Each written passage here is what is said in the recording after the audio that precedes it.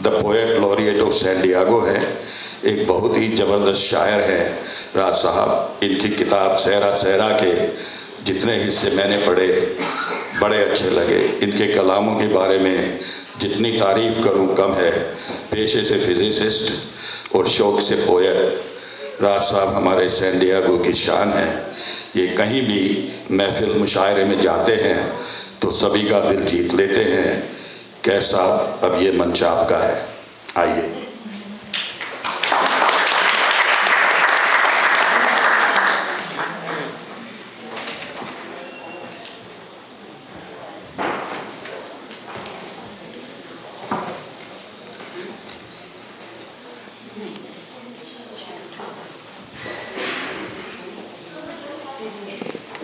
شکریہ بہت بہت آپ کا.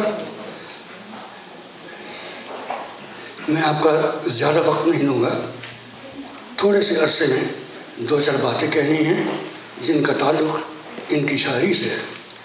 میں اردو کا شاعر ہوں اور ہندی میری بہت کمزور ہے، اس لیے میں ان کی پوری کتاب نہیں پڑھ سکا، پر جو کچھ بھی پڑھا بے حد لطف آیا.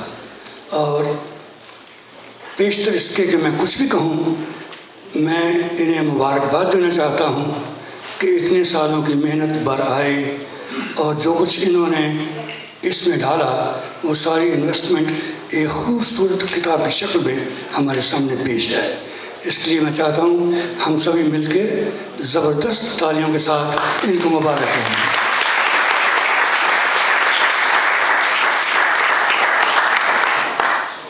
جیسے کہ انہوں نے ذکر کیا کہ میں فزسسٹ ہوں اور پوئٹ بھی ہوں، انہیں ایسا نہیں کہنا چاہیے کیونکہ یہ بھی تو انجینئر ہیں اور پوئٹ ہیں. اور بہت لوگ اس بات کو ابھارتے ہیں کہ صاحب آپ تو سائنس کے پروفیسر ہیں تو پھر یہ اردو شاعری کے چکر میں آپ کیسے پڑ گئے. اسی طرح آپ نے زندگی بھر انجینئرنگ کی ہے اور اب آخری عمر میں رومانٹک پوئٹری لکھنا شروع کر دی، تو آپ حیران ہوں گے کہ ایسا کیوں ہوا. اس کا جواب ان کے پاس نہیں ہے، میرے پاس ہے، اگر آپ چاہیں تو میں دوں. بات یہ ہے کہ چھوٹی عمر میں انہوں نے غالب کی ایک غزل پڑھی اور مشہور غزل ہے کہ دل ناداں تجھے ہوا کیا ہے، آخر اس درد کی دوا کیا ہے. تو انہوں نے جب یہ غزل پڑھی تو اس کی اس شعر تک پہنچے کہ سبزہ و گل کہاں سے آئے ہیں. سبزہ و گل، یہ جو produce and flowers and all that vegetation, سبزہ و گل کہاں سے آئے ہیں، ابر کیا چیز ہے، ہوا کیا ہے. All these elements of nature, what are they, from where they came. تو انہوں نے سوچا کہ یہ بات تو بڑی پتہ کی ہے، ہمیں اس کا پتہ لگانا چاہیے کہ ان چیزوں کا سورس کیا ہے، کہاں سے یہ سب کچھ آتا ہے. تو محسوس کیا کہ ان سوال کا جواب تبھی ہو سکتا ہے اگر ہم سائنس کی طرف رجوع کریں. سائنس ہی بتائے گی کہ یہ چیزیں کہاں سے آتی ہیں. تو انہوں نے سائنس اختیار کر لی اور جب سائنس میں گئے تو پھر یہ سوچا کہ ان چیزوں کا ہم مطلب تو سمجھ گئے ہیں، لیکن جب تک سائنس کی اپلیکیشن ایسے کاموں میں نہ کی جائے جس سے انسانوں کو فائدہ پہنچے تو سائنس کا کچھ مزہ نہیں. تو اس لیے سائنس چھوڑ کے انجینئرنگ میں چلے گئے. پھر انجینئرنگ میں گئے اور وہاں بھی انہوں نے کافی کامیابی حاصل کی، ہماری لینگویج کے مطابق خوب گل کھلائے اور کتابیں چھاپی، مضمون چھاپے. پھر ایک دن غلطی سے غالب کی اسی غزل پر پہنچ گئے. جب اس غزل کو آگے پڑھا تو ایک شعر تھا کہ یہ پری چہرہ لوگ کیسے ہیں، یہ پری چہرہ لوگ کیسے ہیں، غمزہ و اشوا و ادا کیا ہے. میننگ اس کا یہ کہ یہ جو خوبصورت لوگ پریوں جیسے کیسے ہے، what kind of people are these, اور یہ ان کے جو ناز نخرے ہیں ان کا کیا مطلب ہے. سوچا کہ ہم باقی چیزوں کو تو سمجھ گئے، اب ان کو بھی تو سمجھیں. یعنی کس وجہ سے انسان کسی دوسرے انسان کی طرف اٹریکٹ ہوتا ہے. اس کی بھی کچھ معنی ہونے چاہیے. تو تب انہوں نے محسوس کیا کہ یہ کام شاعری کے ذریعے ہو سکتا ہے. تو اس لیے کچھ شعر و شاعری شروع کرو تاکہ یہ بات سمجھ میں آئے. تو جب سے انہوں نے غالب کا یہ شعر پڑھا تو شاعر بن گئے. تو یہ ہے ان کی ہسٹری جو خود انہیں معلوم نہیں.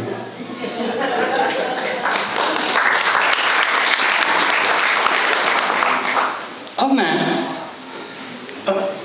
وموچن لفظ ہندی کا بڑا گہرا لفظ ہے. Critical appreciation. اب کریٹیکل اپریشیشن تو وہ کرے جس کی کوئی اپنی اوقات ہو.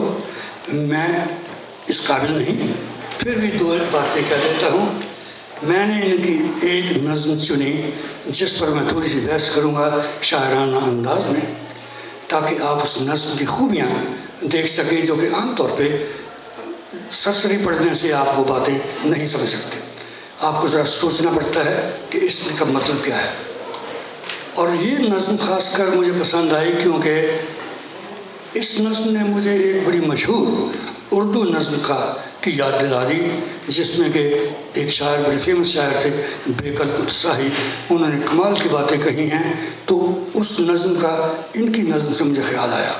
اب یہ بات سمجھنے کی ہے کہ اگر آپ کسی کا کلام پڑھ کے یہ محسوس کریں that this thing reminds me of that and if that is of some value that's a compliment to this thing. So that's very important کہ اگر ایک بات سے کسی اور بات کا خیال آئے تو اس بات کو بہت کامیاب سمجھنا چاہیے. نظم ہے جو کہ آپ کی کتاب میں 128 پیج پر ہے اور اس کا ٹائٹل ہے رات اکیلی دھیرے دھیرے.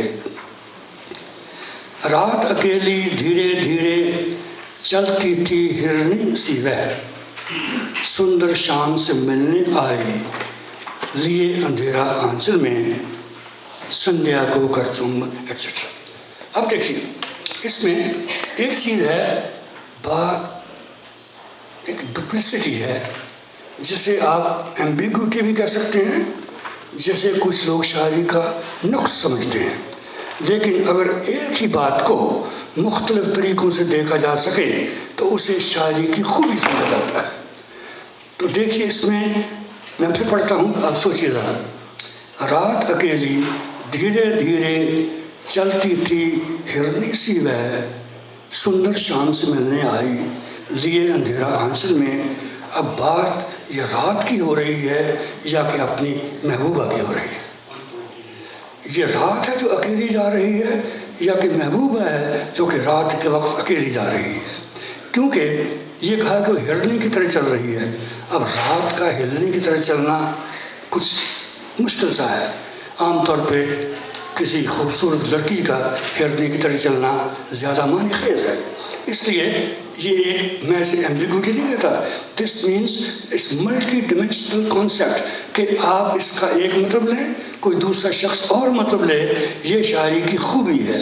تو اس لیے جب وہ کہتے ہیں کہ سندر شام سے ملنے, اب یہ سندر شام سے ملنے اگر جا رہی ہے, اب یہ بھی ہو سکتا ہے کہ رادھا گھر سے نکلی ہے اور شام سے ملنے جا رہی ہے, ورنہ رات اگر نکلے تو وہ شام سے ملنے جائے میں بھی کچھ بات کم بنتی ہے. سو مطلب یہ اب آپ کہیں گے کہ دیکھیے آپ اپنی باتیں رہنے دیجئے, آپ شاعر سے پوچھ لیجئے کہ ان کے ذہن میں کیا تھا.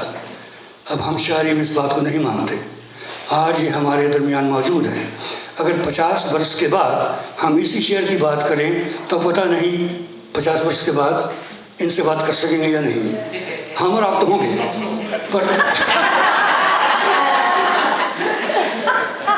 تو اس لیے آپ کو یہ ذہن میں ہونا چاہیے کہ جب آپ کچھ پڑھتے ہیں انہوں نے ٹھیک ٹھاک جو لکھا ہے آپ اس کا مطلب سمجھیے, پر یہ مت ورری کیجئے کہ غالب کے موڈ میں کیا تھا, اقبال کے موڈ میں کیا تھا.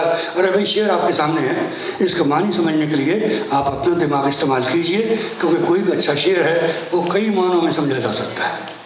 اس لیے آپ کو اس بات کا خیال رکھنا چاہیے. تو مجھے یہ بات بہت پسند آئی کہ یہاں کچھ یہ جو ڈپلیسٹی ہے یہ ایک خوبی ہے.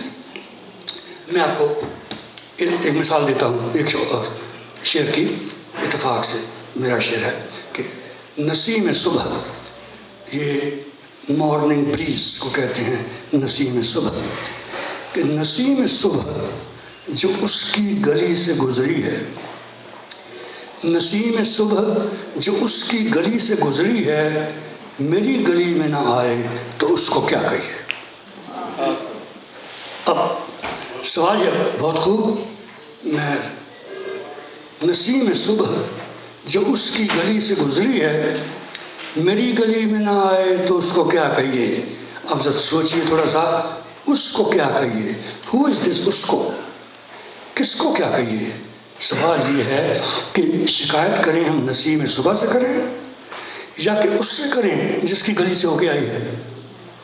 So you see the duplicity, and that is a virtue of poetry rather than ambiguity. تو یہی باتیں میں نے دیکھی ہیں، ان کی اور نظموں میں بھی ہیں، اور خاص کر اس نظم میں تو مجھے بہت ہی پسند آئی یہ بات۔ آگے چل کے کہتے ہیں کہ سندھیا کو کر چمن means saying bye bye to the evening, تاروں کو سنگ لے اپنے، جاتی تھی چندا سے ملنے، رات اکیلی دھیرے دھیرے۔ ان لائنوں میں اتنی کچھ ڈپلیسٹی نہیں، ٹھیک ہے رات کی بات ہو رہی ہے، پر آگے چلیے۔ رات اندھیری دھیرے دھیرے، سونے نبھ میں سونے پت پر، سونے نبھ میں سونے پت پر، in lonely surroundings on a lonely path. Up lonely surroundings, lonely path. Now you can see, my feeling is, you're talking of some individual who is going along a path which is forlorn and in darkness and not knowing what kind of destination there is. تو یہ جب میں نے پڑھا سونے نبھ میں which means in lonely surroundings, سونے پت پر on a lonely path، رات انگھیلی اندھیارے میں چلتی تھی دھیرے دھیرے۔ اب وہی بات کہ رات اکیلی چل رہی تھی یا کہ وہ ہماری محبوبہ رات کے وقت اکیلی چل رہی تھی۔ اب یہاں آتی ہے بات کہ مجھے فوراً یاد آ گیا کہ یو پی کے شاعر تھے، انہیں ہم گنگا جمنی شاعر کہتے تھے کیونکہ اردو ہندی کا بہت ملاپ کرتے تھے وہ۔ ان کا نام بھی تھا بیکل اتساہی۔ اب بیکل فارسی کا لفظ ہے، اتساہی ہندی کا لفظ ہے، تو یہ ان کا نام تھا۔ تو ان کی ایک بڑی اچھی نظم تھی، اس کا عنوان تھا ایسے میں تم اکیلی کہاں جاؤ گی۔ تو جب ان کی نظم پڑھی میں نے فوراً اس کا خیال آ گیا، ایسے میں تم اکیلی کہاں جاؤ گی۔ اب ان کا بند سنیے ان کی نظم کا، اور جو انہوں نے باتیں کہی ہیں دیکھیے کیسے ٹکرا رہی ہیں۔ وہ کہتے ہیں کہ رات سنسان ہے، راہ ویران ہے، آگے شمشان ہے، ایسے میں تم اکیلی کہاں جاؤ گے۔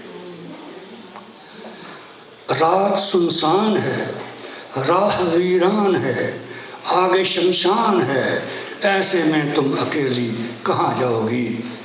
بالکل وہی خیال یہاں پیدا ہو رہا ہے، تو اس لیے مجھے تو یہ نظم پڑھ کے بہت مزہ آیا، اور میں ان کو مبارک بات کہتا ہوں کہ انہوں نے ایسی اچھی نظم کہی۔